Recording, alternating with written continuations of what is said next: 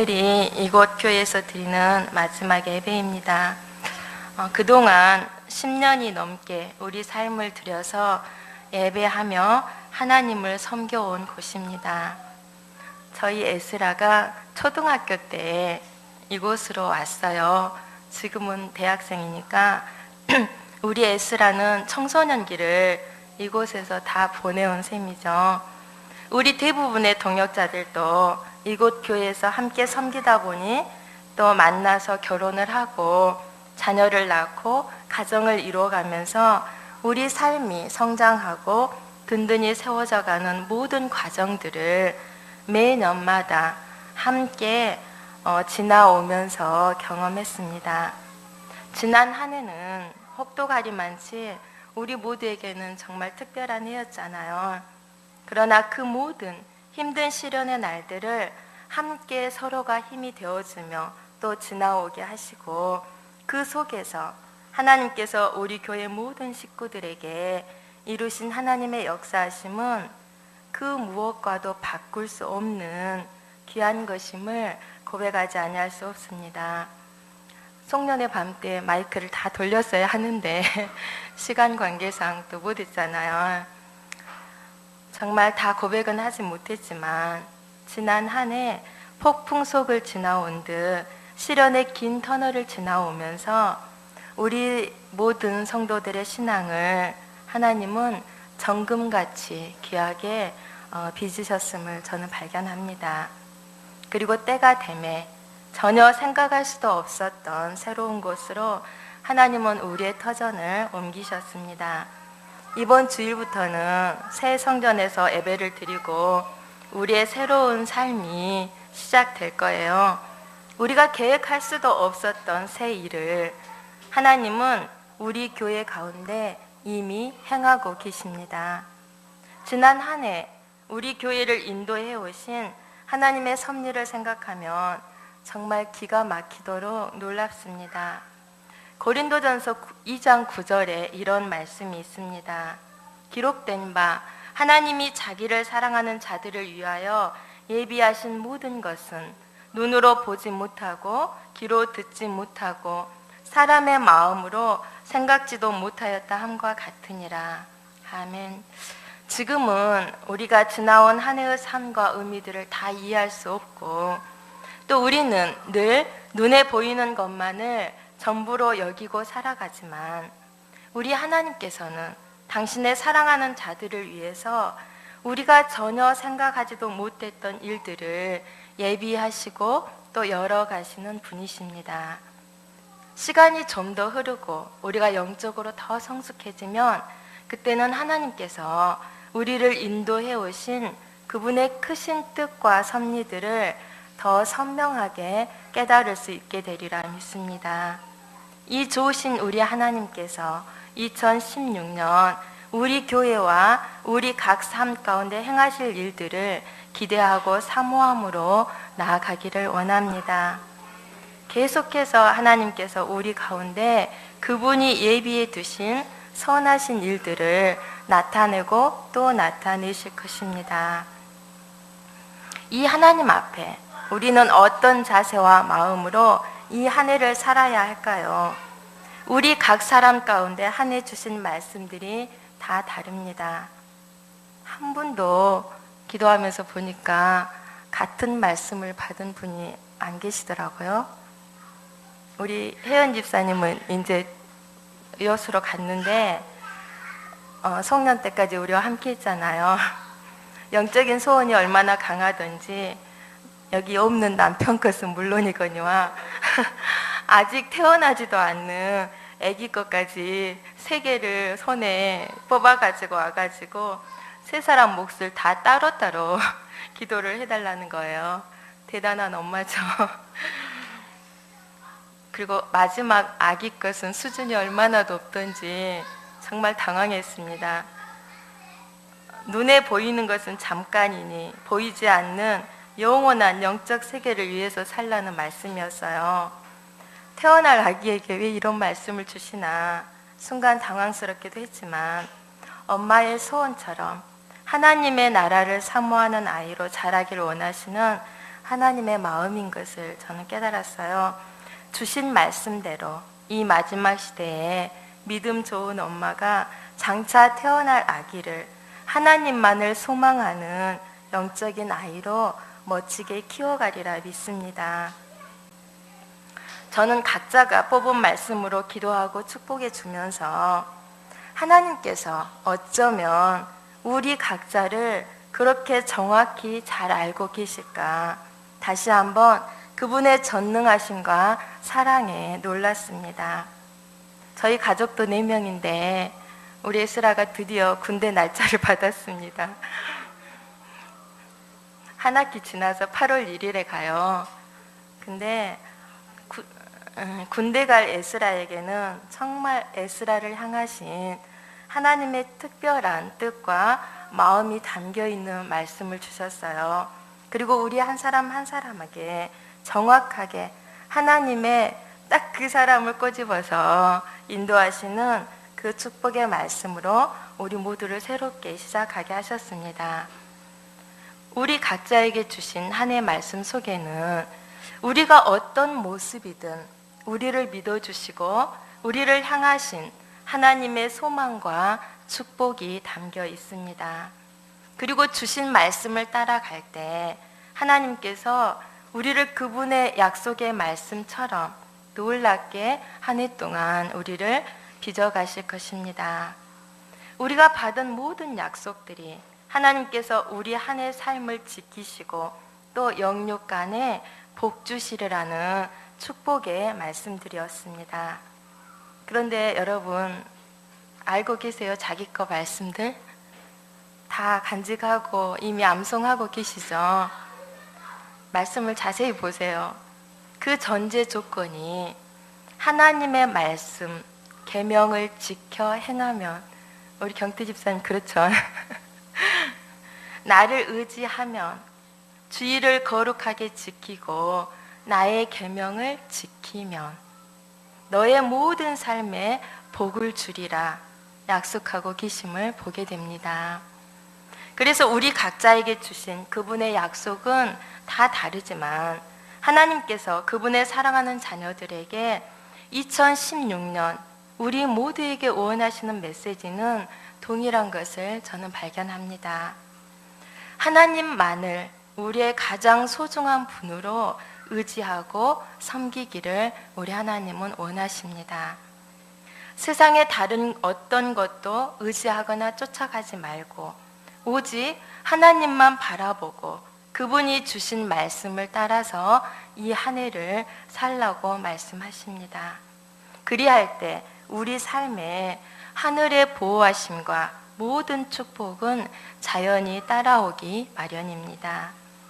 신약에서는 동일한 의미로 히브리서 12장 2절에 우리에게 말씀하십니다. 믿음의 주요 또 온전하게 하시는 이인 예수를 바라보라고 하십니다. 오직 하나님만을 전적으로 의지하고 바라보았던 성경의 인물이 바로 다윗입니다. 하나님께서 다윗의 파란만장한 삶을 통해서 다윗을 그러한 자로 빚어가셨습니다. 우리가 한 해 동안 하나님만을 바라보고 의지하는 삶을 어떻게 살아갈 수 있는지 다윗이 삶으로 체험한 그리고 고백했던 시편 말씀을 통해서 이 시간 여러분과 함께 나누고자 합니다. 오늘 우리가 함께 볼 시편 62편 말씀은 계속되는 원수들의 공격에 시달리면서도 다윗이 오직 하나님만 바라보고 구원의 하나님을 기다리겠다는 그의 확고한 신앙을 노래한 시입니다. 다윗은 사무엘 선지자에게 왕으로 기름 부음을 받고도 사울 왕의 시기로 인하여서 정처 없이 쫓기는 삶을 살아야 했습니다. 수없이 죽을 고비를 넘기면서 위험천만인 삶을 연명하는 때도 있었습니다. 때로는 다윗을 도와주는 선량한 사람들마저 사울의 손에 몰살을 당하기도 했습니다. 더 이상 피할 길이 없는 막다른 길에 원수와 부딪히는 위험도 수없이 겪어야만 했습니다.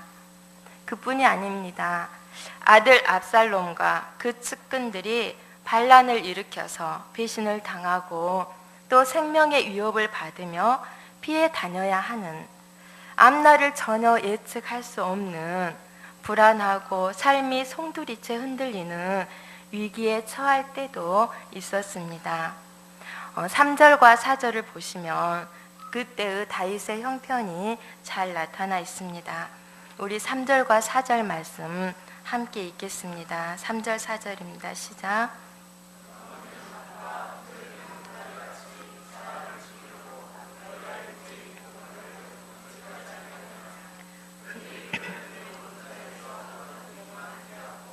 거짓을 즐겨하니 입으로는 축복이요 속으로는 저주로다. 셀라. 하나님의 사랑받는 자녀들을 사단은 결코 내버려 두지 않습니다. 그래서 할 수 있는 모든 것을 동원해서 우리를 해치려고 공격해 옵니다. 사람을 통해서 또는 모든 환경과 상황을 통해서 끈질기게 위협합니다. 당시 하나님이 이스라엘의 왕으로 세우신 다윗을 향하여 그 대적들은 끊임없이 그의 생명을 노리며 공격해 왔습니다. 대적들의 끊임없는 공격 속에서 이해할 수 없는 고난을 받을 때 대부분의 사람들은 하나님께 따져 묻습니다. 왜 나입니까? 그죠? 왜 나는 이렇게 어려운 일을 당해야 하는 것입니까? 대적들에게 이렇게 억울한 일을 당하는데 왜 하나님은 가만히 내버려 두시는 것입니까? 우리 인생에 뜻 모를 어려움을 지나오면서 인생의 어려운 고비마다 하나님께 이렇게 원망하며 하소연하는 이들이 참으로 많습니다. 믿지 않는 자들은 물론이거니와 믿는 자들조차도 결국에는 참지 못하고 불만을 터뜨립니다. 그러나 다윗의 반응은 어떻습니까? 우리 1절과 2절 말씀 함께 읽겠습니다. 1절 2절입니다. 시작. 나의 영혼이 잠잠히 하나님만 바라며 나의 구원이 그에게서 나오는 도다. 오직 그만이 나의 반석이시오 나의 구원이시오 나의 요새이시니 내가 크게 흔들리지 아니하리로다. 아멘. 자신이 잘못한 것도 없는데 주변의 사람들이 대적이 되어 해치고자 공격해 올 때 다윗 역시 두렵고 무서웠습니다. 금방이라도 죽을 것 같고 자신을 지탱하고 있던 모든 것들이 한순간에 무너질 것 같이 삶의 기반이 흔들리기도 했습니다. 그러나 그러한 위기 속에서도 다윗은 잠잠히 하나님만 바라보며 그분이 일하시기를 기다린다고 말합니다.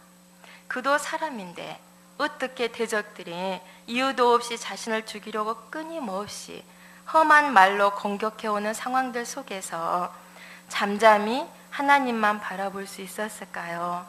그의 고백을 보십시오. 나를 구원하실 이는 오직 하나님이십니다. 오직 하나님만이 나의 반석이시오 나의 구원이시오 나의 요새가 되신다고 그는 고백합니다. 그는 세상 만물의 주인 되신 하나님이 바로 자신의 하나님이심을 수없이 삶에서 체험하였고 또 실제 삶 속에서 그렇게 믿어드렸습니다. 그가 소년 시절 들에서 자기 양떼들을 사자와 곰의 발톱에서 지켜내던 시절부터 모든 것의 주인이신 하나님이 늘 자신과 함께 하시며 어떤 어려움과 위기 속에서도 지키시고 구원하시는 그 하나님을 다윗은 매 순간 만났습니다. 하나님만이 그의 구원이 되시고 든든한 반석이 되시며 그를 어떤 대적의 공격에도 안전하게 지키시는 요새가 되시기 때문에 그는 어떤 상황이 와도 하나님을 바라보았습니다. 이는 수없이 그가 만나는 위험 속에서 그가 실제로 체험하고 만난 그의 하나님을 고백한 것입니다. 그리고 그가 믿고 의지하는 살아계신 하나님 때문에 마음이 요동하다가도 금세 가라앉고 공격하던 자를 향하여서 분노하지 않고 크게 흔들리지 않았습니다. 오히려 눈을 하나님께로 돌려서 그분을 바라보고 잠잠히 기다릴 수 있었습니다. 이런 상황에서 잠잠히 하나님을 바라본다는 것이 얼마나 어려운가를 지난 한 해 수없이 훈련해 왔지만 저는 아직도 어렵습니다. 이해할 수 없는 사단의 공격을 계속 지나오면서 우리가 살 수 있는 길은 하나님을 바라보는 것이었습니다. 사람도 물질도 세상 어느 것도 의지하지 말라. 오직 하나님만 바라보라. 이것이 지난 한 해 하나님께서 우리 안에 심으시고 계속해서 데려오신 세계입니다. 그런데 저는 지금도 공격을 받으면 발끈합니다. 아직 내 안에 내가 살아있어서 억울함을 다 폭로하고 싶고 마음을 다 쏟아내야만 살 것 같습니다. 그런데 내 옆에 있는 동역자는 늘 동일한 말로 위로하고 힘을 줍니다. 지금까지 잘 참고 왔잖아. 하나님이 우리 모든 것을 아시고 하나님께서 친히 하시잖아. 지금은 힘들어도 그분께 모든 것 맡겨드리고 여태까지 그래왔던 것처럼 우리는 하나님만 바라봅시다. 이 한마디 동역자의 믿음의 말이 크게 요동하던 나를 잠잠케 하고 조용히 하나님을 바라보며 기다리게 하였습니다. 그리고 하나님께서 우리 교회를 친히 지키시고 일하시는 크신 역사하심의 손길을 우리는 그동안 함께 보며 여기까지 왔습니다. 앞으로도 하나님이 그분의 때에 친히 하실 것입니다. 이 하나님께서 우리를 위해 일하시도록 잠잠히 하나님을 매 순간 바라보라는 것입니다. 우리도 다윗처럼 만물의 주관자이신 왕 되신 주님을 믿고 하나님이 반석이 되시며 요새시고 구원이심을 다 아는데 왜 실제 삶에서는 어려움을 만날 때는 하나님을 믿지 못하고 좌절하며 우리 마음이 그렇게 요동하는 것입니까? 근본적인 문제는 그 상황 속에서 우리를 위해 일하시는 살아계신 하나님을 믿지 못하기 때문입니다. 하나님은 보이지 않고 상황이나 사람을 보기 때문에 죽을 것 같다고 호들갑을 떨며 요동하는 것을 보게 됩니다. 다윗은 사람들이 다 자기를 죽이려고 하는데 정말 죽을 것 같은 상황인데 자신은 잠잠히 하나님만 기다린다고 고백합니다. 그가 절대의 위기의 순간에도 하나님만 믿어드리고 그분의 구원하심을 잠잠히 기다릴 수 있는 것은 평소 그의 모든 삶에서 늘 하나님만 의지하고 바라보는 그 속에서 갖게 된 믿음의 세계입니다. 5절에 보면 자신을 향하여서 내 영혼아 잠잠히 하나님만 바라라 라고 선포하고 있습니다. 이를 보면 다윗 역시 잠잠히 하나님을 바라보고 기다리는 것이 저절로 되어지는 것이 아니었음을 보게 됩니다. 우리와 똑같이 그도 어렵고 힘든 일을 만나면 요동하고 염려되고 또 근심할 수밖에 없었습니다. 그는 끊임없이 자신의 영혼을 향하여서 선포하고 다짐했습니다. 그를 둘러싼 모든 상황들이 그를 얼마나 격동시키고 요동하도록 했겠습니까? 그때 혈기를 이기지 못하여 똑같이 대응할 때 또는 인간적인 방법으로 대응할 때 우리는 사단에게 지고 맙니다. 그러나 그는 모든 순간에 내 영혼아 잠잠히 하나님만 바라보고 기다리자. 자신의 영혼을 향하여서 다짐하고 계속 선포하다 보니 어떤 일을 만나도 잠잠히 하나님이 일하시기를 기다리는 믿음의 사람으로 세워져 버린 것입니다. 이런 다윗을 세상이 누가 어떻게 할 수 있겠습니까? 아무도 그를 건드릴 수 없습니다. 그래서 그의 고백이 어떻게 달라졌는지 보십시오. 우리 5절과 6절 말씀 함께 읽어볼까요? 5절 6절입니다. 시작.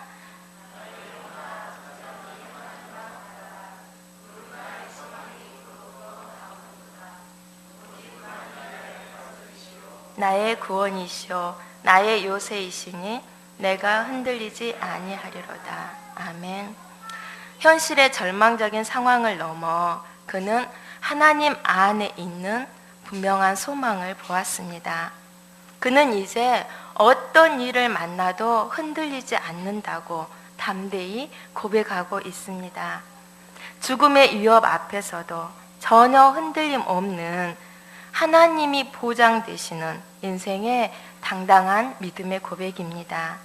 하나님께서 오늘 우리에게 이 말씀을 주신 것은 다윗처럼 어떤 어려운 순간이 와도 잠잠히 하나님만 기다리는 믿음의 사람으로 우리 모두가 서길 원하신다는 것입니다.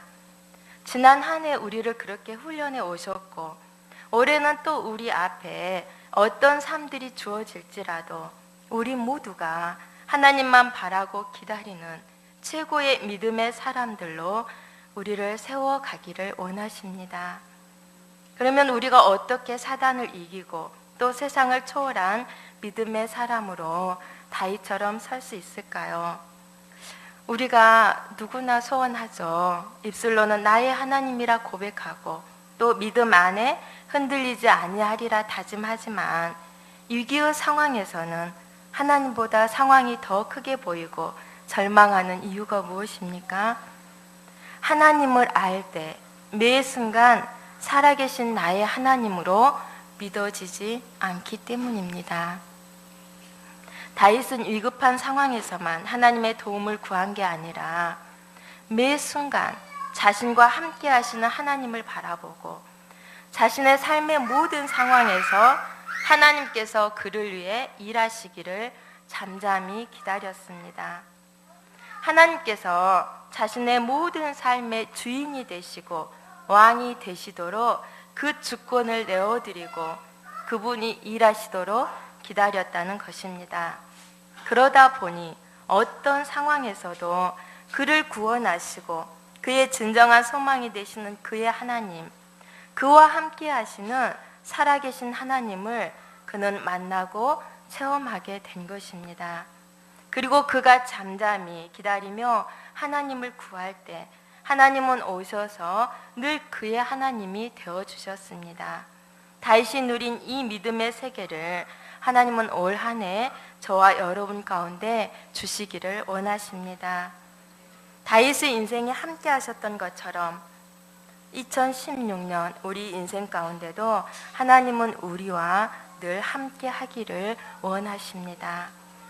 세상이 때로는 우리를 삼키려 하고 마음을 흔들어 놓을지라도 우리 자신을 향하여서 늘 선포하고 새기기를 원합니다.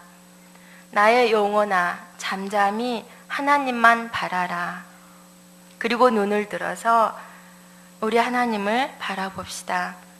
아직 여러분 하나님이 멀게 느껴지십니까? 그러면 우리를 위해서 십자가에 죽으시고 부활하신 사랑의 주 예수님을 우리가 바라보기를 원합니다. 히브리서 저자는 말합니다. 믿음의 주요 온전하게 하시는 이인 예수를 바라보자. 그는 그 앞에 있는 기쁨을 위하여 십자가를 참으사 부끄러움을 개의치 아니하시더니 하나님 보좌 우편에 앉으셨느니라. 우리를 위하여서 십자가를 참으신 예수님을 바라볼 때 우리 안에 믿음이 자라고 주님이 역사하심을 보게 될 것입니다. 또한 더 가까이서 우리를 돕는 분이 계십니다. 성령 하나님이 우리 안에 들어오셔서 우리와 함께 하시는데 문제는 우리가 성령 하나님을 매 순간 믿어드리지 못하기 때문에 고아처럼 세상에서 홀로 안간히 힘을 쓰며 살아간다는 것입니다. 세상보다 크신 하나님이 우리와 지금 함께 하십니다. 우리가 이 눈이 매 순간 열려서 우리를 전적으로 도우시는 나의 하나님을 믿어드리기만 한다면 두렵고 절망스러운 일이 어디 있겠습니까? 7절, 8절 말씀을 보십시오. 나의 구원과 영광이 하나님께 있습니다. 내 힘의 반석과 피난처도 하나님께 있습니다. 그러므로 사랑하는 여러분, 시시로 그를 의지하고 그의 앞에 마음을 토하라 하십니다. 우리를 진정으로 도울 수도 없는 사람에게 위로를 구하지 말고 우리의 모든 것을 아시고 도우시는 피난처 되시는 하나님께 나아가서 마음을 쏟아 놓으라 하십니다. 우리가 주님 앞에 나아가서 마음을 쏟아 놓고 기도 속에서 전심으로 주님을 만나다 보면 우리 마음과 눈이 자연히 주님을 향하여서 바라보게 됩니다. 우리 교회가 지난 한 해 힘든 시간들을 지나오면서 버텨내고 믿음 안에 설 수 있었던 근본 힘이 무엇이었습니까? 우리 중 어느 누가 뛰어나서도 아니고 또 누군가 외부의 도움 때문도 아니었습니다. 우리 모든 성도들이 마음을 합해서 주님을 바라보고 또 그분이 일하시고 나타내 주시기를 잠잠히 기다릴 때 하나님께서 우리 교회를 친히 지키시고 세워 오셨습니다. 그리고 우리 모든 성도들의 삶 속에 함께 하시며 우리를 여기까지 오게 하셨습니다. 그리고 이제 교회도 이전하게 하시고 이제 다음 주면 새 교회에서 새롭게 하나님을 섬기게 하실 것입니다. 하나님께서 우리에게 생각할 수도 없었던 놀라운 일을 우리에게 선물해 주셨습니다. 잠잠히 우리가 주님을 신뢰하고 바라볼 때 주님이 우리를 대신하여 일하십니다. 앞으로 담임 목사님도 모셔야 하고 또 새롭게 주신 새 성전에서 교회 모든 식구들이 적응하며 새로운 교회를 이루어 가야 할 것입니다. 이러한 모든 속에서 사단은 지극히 작은 일로도 우리의 마음을 요동케 하고 흔들지라도 다윗을 통해 주신 말씀대로 우리의 마음을 합하여 잠잠히 주님만 바라보며 가기를 원합니다. 지금까지 그래왔던 것처럼 이 교회의 주인 되시고 또 운행하시는 성령님의 역사하심에 우리 자신을 전적으로 맡겨드리기를 원합니다. 우리와 함께 계셔서 늘 우리를 도우시는 우리 주님만을 우리가 바라보기 원합니다. 올 한 해 우리 각자에게 주신 말씀을 늘 자신에게 선포하고 또 다짐하면서 다윗처럼 잠잠히 주님을 바라보는 그 놀라운 믿음의 세계로 우리 모두가 들어갈 수 있기를 진심으로 축복하며 기도합니다. 아멘. 우리 나의 영혼아 잠잠히 하나님만 바라라 찬양 하나님께 올려드리고 같이 마음을 합해서 기도하겠습니다. 나의 영혼아 잠잠히 하나님만 바라라. 나의 소망이 그로부터 나오는도다. 오직 그만이 나의 반석이시오 나의 구원이시오 나의 요새시니 내가 흔들리지 아니하리로다. 우리가 하나님 앞에 이 한 해 이 고백으로 살 수 있기를 원합니다.